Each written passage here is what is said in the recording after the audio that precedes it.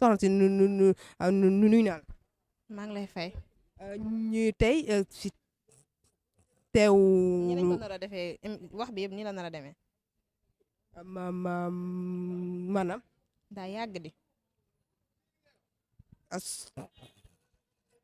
kon non garaawul je comprends. léegi pose-moi tes questions je vais répondre. man maa doon posé posé tout.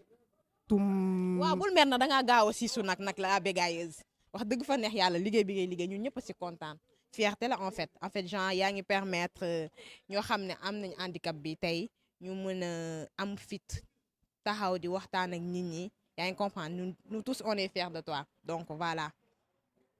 mais nooy. non foog ma tooñ la quand même foog ma tooñ la ci la bokk voilà. non man damay lii. mais liggéey ànd nag tuuti parfois nga tooñ nit ki tuuti mu xaw a détendre tuuti l'atmosphère quand même. yow ni ngay détendre dara. bégayeuse nag da ngaa métti nag sa métti gi dama ko doon gis nii rek mais xaw ma woon ne nii nga métti tamit nag jeex na nag yow tamit nag waaw. kii ku. waaw dama bàyyi ma remercie.